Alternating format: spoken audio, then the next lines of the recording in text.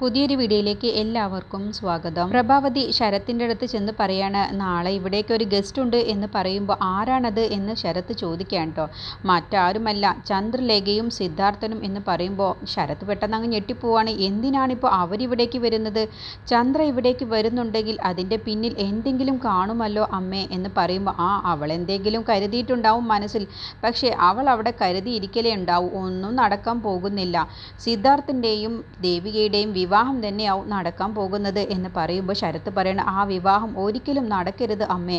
ദേവിക എൻ്റേതാവണം. അതിന് വേണ്ടിയിട്ടാണ് ഞാൻ ഇത്രയും ശ്രമിക്കുന്നത് തന്നെ. അപ്പോൾ പ്രഭാവതി പറയണ, അതിന് നിന്നെ കൊള്ളരുതാത്തത് കൊണ്ടല്ലേ നീ ഇപ്പോൾ ഇങ്ങനെ ഈ അവസ്ഥയിൽ ഇരിക്കുന്നത്. എൻ്റെ അമ്മേ, എൻ്റെ അവസ്ഥയൊന്നും മനസ്സിലാക്കണം. നിത്യയെ എൻ്റെ തലയിൽ കെട്ടിവെക്കാനാണ് ആ രണ്ട് തള്ളമാരും നോക്കുന്നത്. നിത്യയെല്ലാം ദേവികയാണ് ഞാൻ കണ്ണു വെച്ചിരിക്കുന്നത് എന്ന് അവരറിഞ്ഞാൽ ആ നിമിഷം എന്നെ ഈ വീട്ടിൽ നിന്നും അടിച്ചു പുറത്താക്കും. ശരിക്കും ഞാനൊരു ഞാണുമക്കലിയാണ് കളിക്കുന്നത്. പ്രഭാവതി പറയണേ, നീ ജയിച്ചു കാണണം എന്ന് തന്നെയാണ് ഈ അമ്മയുടെയും ആഗ്രഹം. നമ്മൾ പല കാര്യങ്ങളും മനസ്സിൽ കണക്ക് കൂട്ടിയത് നിനക്ക് അറിയാവുന്നതല്ലേ എന്ന് പറയുമ്പോൾ ശരത്ത് പറയണേ, അമ്മ ഒന്നുകൊണ്ടും പേടിക്കേണ്ട. ഈ ഓണം ഒന്ന് കഴിയട്ടെ. ഇവിടെ ഞാൻ ചില കാര്യങ്ങളൊക്കെ നടത്താൻ പോകുന്നുണ്ട്. ഇവിടെ ചില കാര്യങ്ങൾ നടത്തിയിരിക്കും, അമ്മ നോക്കിക്കോ എന്നൊക്കെ ശരത്ത് ഓരോന്ന് പ്ലാൻ ചെയ്തിട്ട് പ്രഭാവതിയോട് പറയണം. പിന്നീട് ശരത്ത് ഗുണ്ടകളെ ഏർപ്പാടാക്കിയവരുടെ അടുത്തേക്ക് ചെല്ലാണ്. ശരത്ത് നിത്യയെ തിരുവോണത്തിൻ്റെ അന്ന് തട്ടിക്കൊണ്ടു പോവാനുള്ള പ്ലാൻ തയ്യാറാക്കിയിട്ടുണ്ടാവും. അങ്ങനെ ആ ഗുണ്ടകൾ പറയണേ, ഇനിയിപ്പോൾ ഞങ്ങളേനെ നിങ്ങൾ വിളിക്കരുത്. കാരണം ഒരു കൊലപാതകം നടന്നാലേ അത് പിന്നെ ചുറ്റിപ്പറ്റി പോലീസുകാർ കണ്ടുപിടിക്കുന്നത് ഫോൺ വഴിയാണ്. അതുകൊണ്ട് ഞങ്ങൾ ഇനി ഫോൺ സ്വിച്ച് ഓഫ് ആക്കും. അതുവരെ ശരത്ത് ഞങ്ങളെ വിളിക്കരുത്. ഞങ്ങൾ പുലിയുടെ വേഷത്തിലാണ് നിങ്ങളുടെ വീട്ടിലേക്ക് വരിക. ചുവന്ന ഡ്രസ്സല്ലേ ആ പെൺകുട്ടി ഇട്ടിട്ടുണ്ടാവുക എന്ന് ചോദിക്കുമ്പോൾ അതെ, ചുവന്ന ഡ്രസ്സിൽ തന്നെയാണ്. എങ്കിൽ ഞങ്ങൾ അവരെ ക്ലോറോഫോം മണപ്പിച്ച് തട്ടിക്കൊണ്ടു പോവുകയും ചെയ്യും, കാല് തല്ലി ഒടിക്കുകയും ചെയ്യും. അതൊക്കെ ഞങ്ങളേറ്റു. ഇനി ശരത്ത് ഒന്നുകൊണ്ടും പേടിക്കേണ്ട, ഞങ്ങളെ ഫോൺ ചെയ്യേണ്ട. ഞങ്ങൾ ഇനി സ്വിച്ച് ഓഫ് ആക്കാൻ പോവുകയാണ്. ഇനി തിരുവോണത്തിൻ്റെ അന്ന് കാണാം എന്ന് പറഞ്ഞുകൊണ്ടാണ് ആ രണ്ട് ഗുണ്ടകളും അവിടെ നിന്നും പോകുന്നത്. അങ്ങനെ ശരത്ത് നിത്യയെ തട്ടിക്കൊണ്ടുപോയി കൊന്നുകളയാനാണ് ശരത്തിൻ്റെ തീരുമാനം. അതിനുവേണ്ടി ശരത്ത് വാങ്ങിച്ചു കൊടുത്ത നിത്യ ചുവന്ന ഡ്രസ്സ് ഇട്ട് ധരിച്ച് അന്ന് തിരുവോണത്തിൻ്റെ അന്ന് ആ ഗുണ്ടകൾ ക്ലോറോഫോം മണപ്പിച്ച് തട്ടിക്കൊണ്ടു പോവും എന്നൊക്കെയാണ് ശരത്ത് പ്ലാൻ ചെയ്തു വെച്ചിട്ടുള്ളത്. പിന്നീട് സിദ്ധുവും ചന്ദ്രലേഖയും മനോഹരൻ്റെ വീട്ടിലേക്ക് പോകാൻ വേണ്ടി റെഡിയാവുകയാണ്. അപ്പോൾ പ്രേമയും രംഗനും അച്ഛനും കൂടി പറയുന്നുണ്ട്, നിങ്ങൾ ഭക്ഷണം കഴിച്ചിട്ട് പോയാൽ മതി എന്ന് പറയുമ്പോൾ ചന്ദ്രലേഖ പറയണ, ഭക്ഷണം ഞങ്ങൾ അവിടെ നിന്ന് കഴിച്ചോളാം എന്ന് പറഞ്ഞിട്ടുണ്ട്, അതുകൊണ്ട് ഞങ്ങൾ പോവുകയാണെന്ന് പറഞ്ഞുകൊണ്ടാണ് കേട്ടോ അവർ ഇറങ്ങാൻ പോകുന്നത്. അപ്പോൾ ചന്ദ്രലേഖയാണെങ്കിലോ പായസവുമായിട്ടാണ്, പാൽപായസവുമായിട്ടാണ് അവിടേക്ക് ചെല്ലുന്നത്. പായസത്തിൽ വിഷം കലർത്തി മനോഹരനെ കൊണ്ട് കുടിപ്പിച്ച് മനോഹരനെ ഇല്ലാതാക്കുക എന്നുള്ള ലക്ഷ്യത്തിലാണ് ചന്ദ്രലേഖ അവിടേക്ക് ചെല്ലുന്നത്. അങ്ങനെ ചന്ദ്രയും സിദ്ധുവും കൂടി മനോഹരൻ്റെ വീട്ടിലേക്ക് പോവുകയാണ്. അപ്പോൾ സിദ്ധുവിൻ്റെ അച്ഛൻ പറയാണ്, ഇന്ന് സിദ്ധാർത്ഥിന് നല്ല സന്തോഷമുണ്ട്. കാരണം എന്താണെന്നോ, ദേവികയെ കാണാൻ വേണ്ടി ചെല്ലുകയല്ലേ, അതിൻ്റെ സന്തോഷമാണെന്ന് പറയട്ടോ. അപ്പോൾ സിദ്ധാർത്ഥിന് വല്ലാത്ത സന്തോഷം വരികയാണ്. അപ്പോൾ ഇതൊക്കെ കാണുന്ന ചന്ദ്രലേഖ മനസ്സിലിങ്ങനെ ദേഷ്യത്തിൽ ഇങ്ങനെ ചിന്തിക്കുന്നുണ്ട്, ഒരു സന്തോഷവും നടക്കാൻ പോകുന്നില്ല. എൻ്റെ മനസ്സിലുള്ള പ്ലാൻ എന്താണെന്നുള്ളത് നിങ്ങൾക്കറിയില്ലല്ലോ എന്നുള്ള ഭാവത്തിലാണ് എല്ലാവർക്കും മുന്നിൽ അഭിനയിച്ചുകൊണ്ട് ചന്ദ്രലേഖ സിദ്ധുവിനെയും കൂട്ടി മനോഹരൻ്റെ വീട്ടിലേക്ക് ചെല്ലുന്നത് കേട്ടോ. ഈ സമയം ദേവിക പൂക്കളമൊക്കെ ഒരുക്കിയ ശേഷം ശരത്തും മുത്തശ്ശിയും പാർവതിയൊക്കെ അവിടെ വന്ന് നിൽക്കുകയാണ്. നിത്യക്കുട്ടി എവിടെ എന്നൊക്കെ ചോദിക്കുമ്പോൾ നിത്യ ഡ്രസ്സ് മാറുകയാണെന്ന് പറയുമ്പോൾ മുത്തശ്ശി പറയാണ്, എങ്കിൽ നീ പൂക്കളം ഒരുക്കിയതൊക്കെ മതി, ഇനി അത് പാർവതി ചെയ്തോളും, നീ നിത്യയെ ഇവിടേക്ക് കൊണ്ടുപോവാ എന്ന് പറയാണ്. അപ്പോൾ ശരത്താണെങ്കിലോ നിത്യ ചുവന്ന കളറുള്ള ഡ്രസ്സ് ധരിച്ചുകൊണ്ട് വരും എന്നുള്ള പ്രതീക്ഷയോട് കൂടിയിട്ടാണ് കേട്ടോ ഇരിക്കുന്നത്. ഗുണ്ടകളാണെങ്കിലോ സ്വിച്ച് ഓഫ് ആക്കിയത് കൊണ്ട് തന്നെ ഇനി ശരത്തിന് വിളിക്കാനും കഴിയില്ല. അങ്ങനെ നിത്യയുടെ അടുത്തേക്ക് ദേവിക ചെല്ലാണ്. എന്നിട്ട് മോളെ ഒരുങ്ങിയില്ലേ എന്ന് ചോദിക്കുമ്പോൾ ഇല്ല എന്ന് പറയാണ്. ആ ശരത്ത് നിന്നെ കാത്തിരിക്കുന്നുണ്ട്, അവൻ വാങ്ങിത്തന്ന ഡ്രസ്സ് നീ അണിയാൻ വേണ്ടിയിട്ട്, അത് കണ്ടുകൊണ്ടിരിക്കാൻ വേണ്ടിയിട്ട് എന്നൊക്കെ പറയുമ്പോൾ അതിന് ആര് അണിയുന്നു അവൻ തന്ന ഡ്രസ്സ്? ഞാനൊന്നും അവൻ കൊണ്ടുവന്ന ഡ്രസ്സ് ധരിക്കാൻ പോകുന്നില്ല. ഞാൻ അച്ഛനോട് പറയുന്നത് എവിടോ നിന്ന് മറഞ്ഞു നിന്ന് കേട്ടിട്ട് അവൻ ചുവന്ന ഡ്രസ്സുമായി വന്നിരിക്കുകയാണ്. ഞാൻ അതൊന്നും ഇടാൻ പോകുന്നില്ല. എനിക്ക് ഒരു ഓണത്തിന് സുധിയേട്ടൻ വാങ്ങിച്ചു തന്ന ഡ്രസ്സുണ്ട്, അതാണ് ഞാൻ അണിയാൻ പോകുന്നത് എന്ന് പറയുമ്പോൾ, ധരിക്കാൻ പോകുന്നത് എന്ന് പറയുമ്പോൾ ദേവികയ്ക്ക് ഒരുപാട് സന്തോഷമാവാണ്. അങ്ങനെ നിത്യ ഡ്രസ്സൊക്കെ മാറി അവിടേക്ക് വരികയാണ് കേട്ടോ. അപ്പോൾ ശരത്തും പാർവതിയും മുത്തശ്ശിയും ദേവികയും എല്ലാവരും ആ മനോഹരനടക്കം എല്ലാവരും ഇങ്ങനെ ആകാംക്ഷയോട് കൂടി നിത്യ വരുന്നത് നോക്കി നിൽക്കുകയാണ്. അപ്പോഴാണ് നിത്യ വെള്ള ഡ്രസ്സുള്ള നീല ബ്ലൗസ് ധരിച്ചുള്ള ആ ഒരു വേഷത്തിൽ വന്നതോടുകൂടി ശരത്ത് അങ്ങ് ഞെട്ടിപ്പോവാണ്. ഇതെന്താ ഈ ഡ്രസ്സ് എന്നുള്ള ഭാവത്തിൽ കേട്ടോ. അപ്പോൾ മുത്തശ്ശി പറയണേ, ഇതല്ലല്ലോ ശരത്തിന് എനിക്ക് വാങ്ങിച്ചു തന്നത് ഉള്ളത് എന്ന് പറയാണ് കേട്ടോ.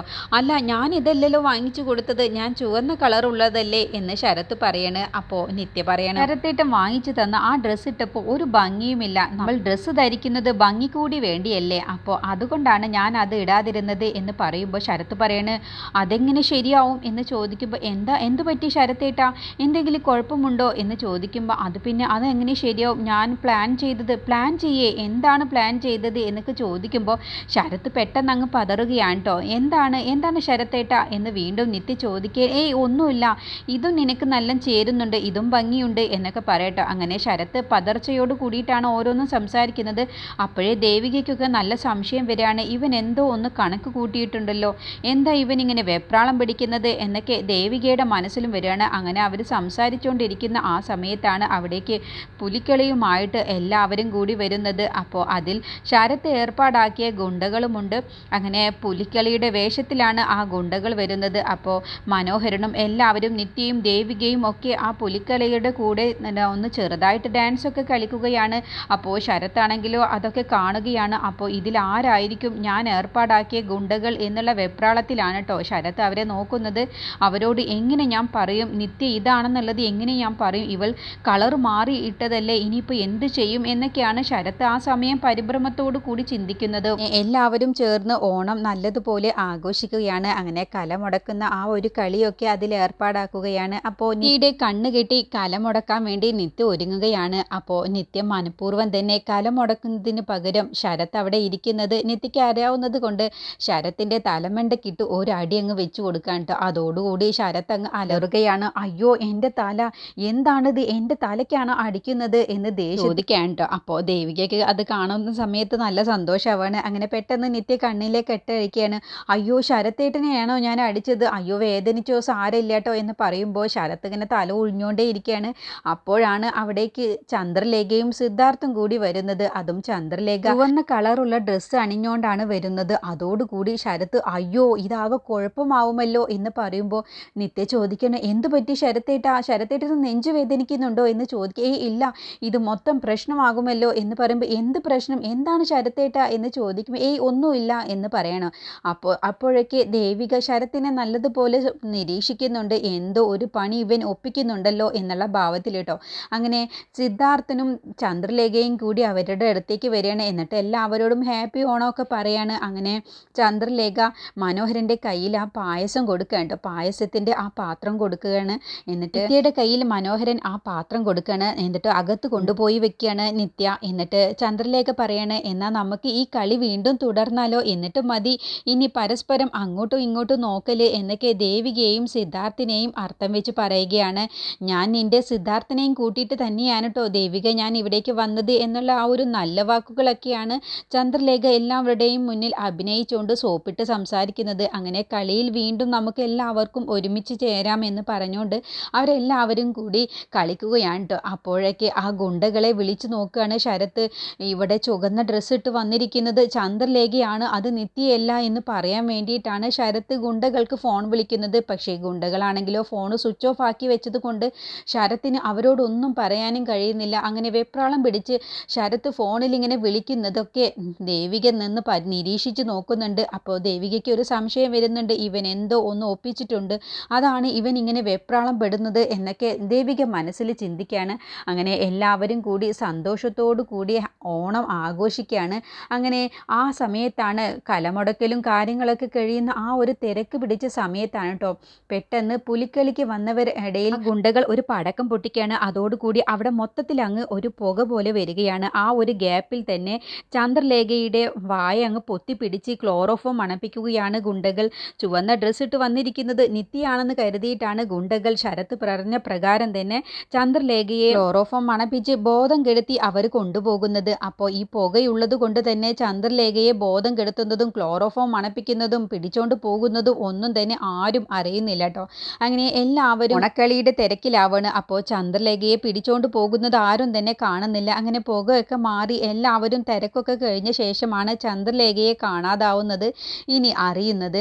അതുപോലെ ചന്ദ്രലേഖ കൊണ്ടുവന്ന ആ പായസം മുത്തശ്ശിയാവും ഇനി അത് ടേസ്റ്റ് ചെയ്യാൻ വേണ്ടി പോകുന്നത്. അങ്ങനെ ചന്ദ്രലേഖ ഉണ്ടാക്കി വെച്ച ഈ കെണിയിൽ ചന്ദ്രലേഖ തന്നെ അങ്ങ് വീണു പോവുകയാണ്. ചന്ദ്രലേഖക്ക് 8ന്റെ പണി തന്നെയാണ് കിട്ടിയത്.